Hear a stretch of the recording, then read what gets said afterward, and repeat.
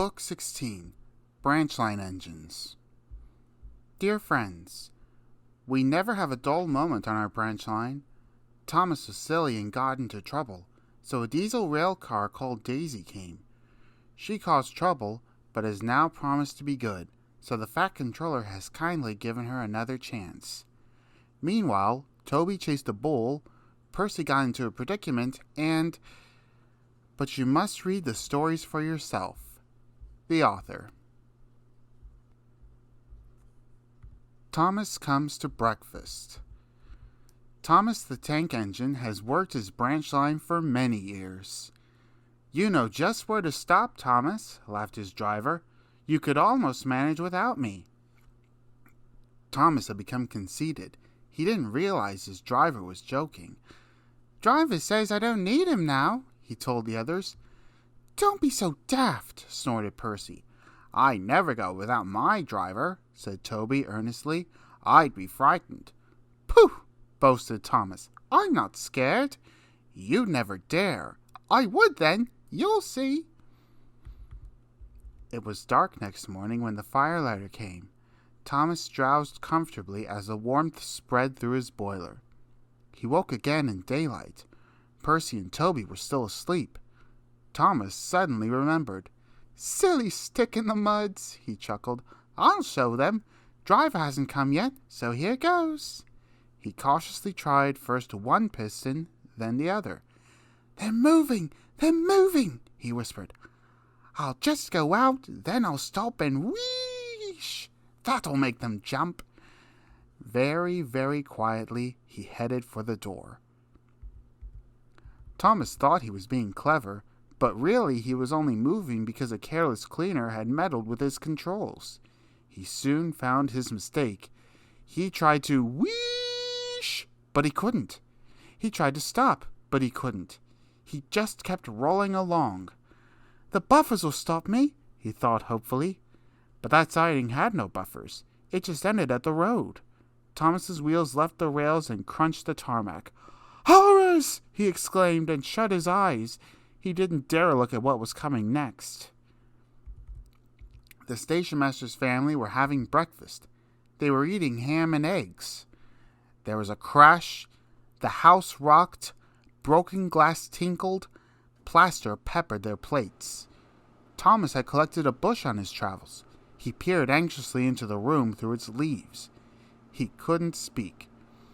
The stationmaster grimly strode out and shut off steam. His wife picked up her plate. You miserable engine, she scolded. Just look what you've done to our breakfast. Now I shall have to cook some more. She banged the door. More plaster fell. This time it fell on Thomas. Thomas felt depressed. The plaster was tickly. He wanted to sneeze, but he didn't dare in case the house fell on him. Nobody came for a long time. Everyone was much too busy. At last, workmen propped up the house with strong poles. They laid rails through the garden, and Donald and Douglas, puffing hard, managed to haul Thomas back to the yard. His funnel was bent. Bits of fencing, the bush, and a broken window frame festooned his front, which was badly twisted. He looked comic. The twins laughed and left him. He was in disgrace. You are a very naughty engine. I know, sir. I'm sorry, sir. Thomas's voice was muffled behind his bush. You must go to the works and have your front end mended. It will be a long job. Yes, sir, faltered Thomas. Meanwhile, said the Fat Controller, a diesel rail car will do your work. A diesel, sir? Thomas spluttered. Yes, Thomas. Diesels always stay in their sheds so they are wanted. Diesels never gallivant off to breakfast in station masters' houses. The Fat Controller turned on his heel and sternly walked away.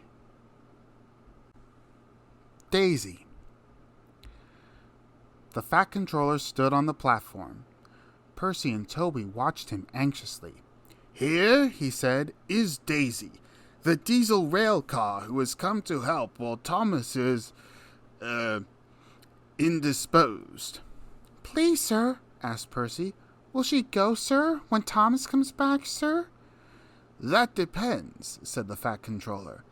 Meanwhile, however long she stays, I hope you will both make her welcome and comfortable. Yes, sir, we'll try, sir, said the engines. Good. Run along now and show her the shed. She will want to rest after her journey. Daisy was hard to please. She shuddered at the engine shed. This is dreadfully smelly, she announced. I'm highly sprung, and anything smelly is bad for my swerves. They tried the carriage shed. This is better, said Daisy. But whatever is that rubbish? The rubbish turned out to be Annie, Clarabelle, and Henrietta, who were most offended. We won't stay to be insulted, they fumed. Percy and Toby had to take them away and spend half the night soothing their hurt feelings. The engines woke next morning feeling exhausted. Daisy, on the other hand, felt bright and cheerful.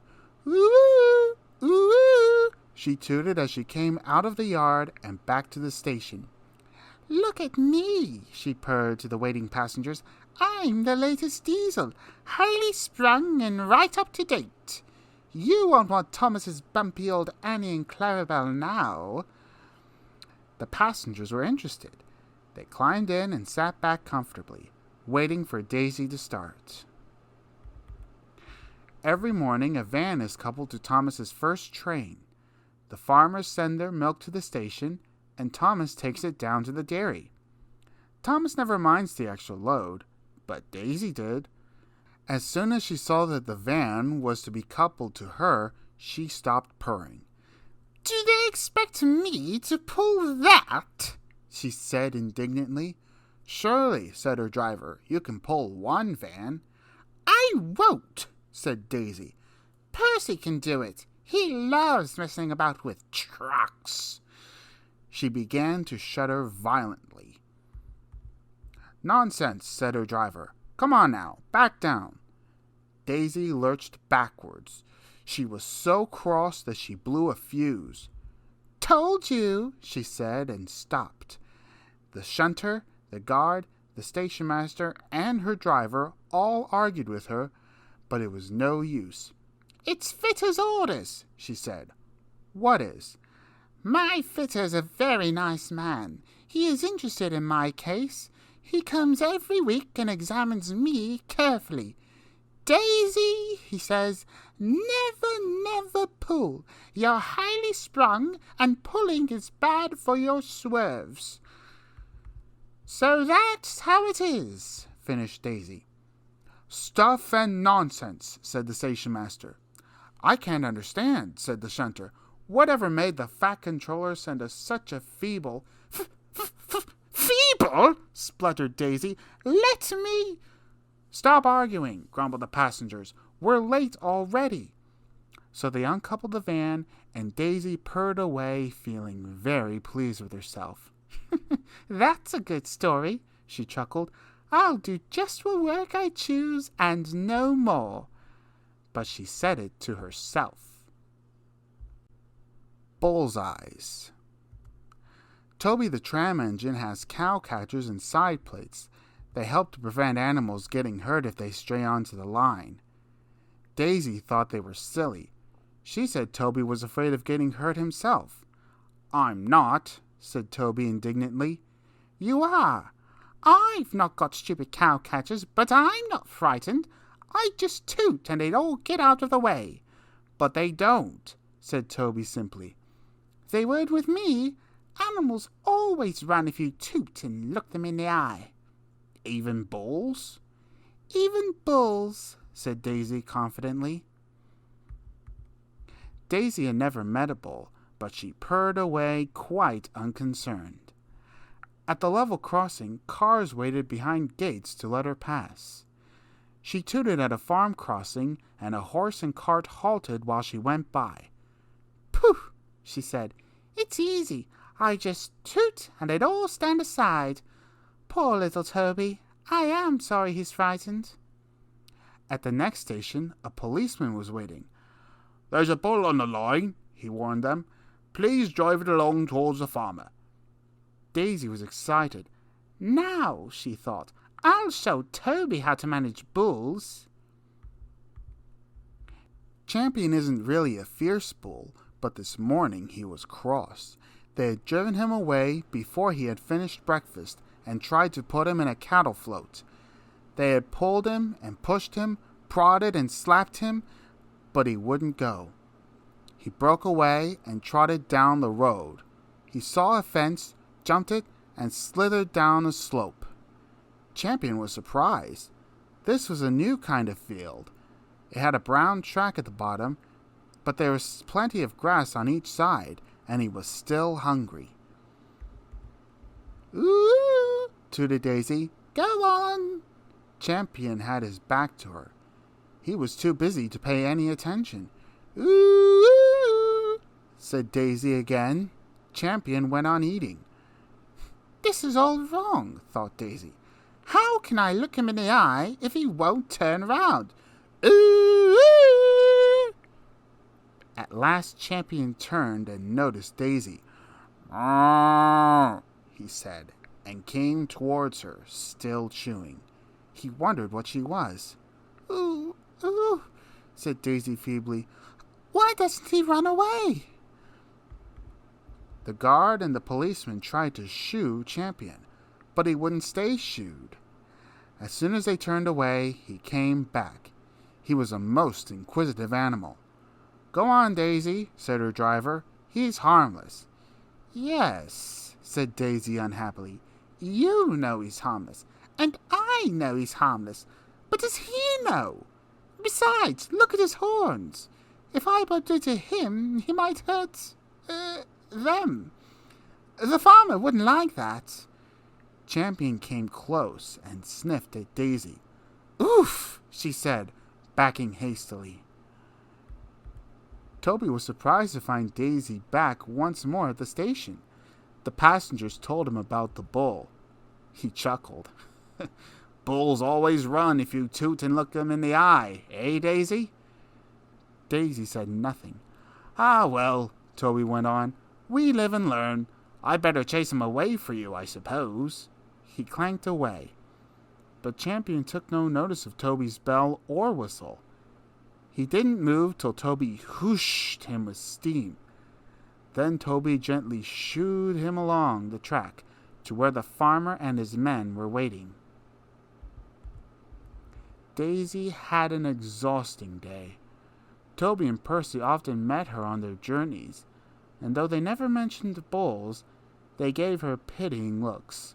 It made her so cross. Her last journey ended at the top station. Some boys were on the platform. Suddenly, one of them came running, holding a paper bag. "Look!" he shouted. "I've got a quarter of bull's eyes. I think they're super. Don't you?" They shared the sweets and sucked happily. "Grrr," said Daisy. "Keep your old bull's eyes." She scuttled to her shed. Percy's Predicament. Toby brought Henrietta to the top station. Percy was grumpily shunting. "Hello, Percy," he said. "I see Daisy's left the milk again." "I'll have to make a special journey with it, I suppose," grumbled Percy. "Anyone would think I'd nothing to do." Toby pondered the problem. "Tell you what," he said at last. "I'll take the milk. You fetch my trucks." The drivers and the station master agreed, and both engines set off. They thought it would be a nice change. Percy trundled away to the quarry. He had never been there before. "It's steep," he thought, "but I can manage. Trucks don't dare to play tricks on me now." He marshaled them in a lordly way. "Hurry along there," he said, and bumped them if they dallied. The trucks were annoyed. "This is Toby's place," they grumbled. "Percy's got no right to poke his funnel up here and push us around." They whispered and passed the word. "Pay Percy out!" At last they were all arranged. "Come along," puffed Percy sharply. "No nonsense." "We'll give him nonsense," giggled the trucks, but they followed so quietly that Percy thought they were completely under control. They rumbled along the twisty line till they saw ahead the notice saying, "All trains stop to pin down brakes." "Beep, beep, beep," whistled Percy. "Brakes guard, please." But before he could check them, the truck surged forward. "On! On!" they cried. Percy, taken by surprise, could not stop them, and in a moment they were careering down the hill. "Help! Help!" whistled Percy. The man on duty at the street crossing rushed to warn traffic with his red flag, but was too late to switch Percy to the runaway siding. A slow-moving cockerel lost its tail feathers as Percy thundered across, but Percy couldn't bother with him. He had other things to worry about. Frantically trying to grip the rails, he slid past the engine shed into the yard. "Beep, beep! Look out!" he whistled. His driver and fireman jumped clear. Percy shut his eyes and waited for the end. At the end of the yard, there are sheds where workmen shape rough stone brought from the quarry. Then they load it into trucks, which are pulled to another siding out of the way. A train of these stood here when Percy came slithering down. The guard had left his van. He was talking to the station master. They heard frantic whistling and a splintering crash. They rushed from the office. The brake van was in smithereens.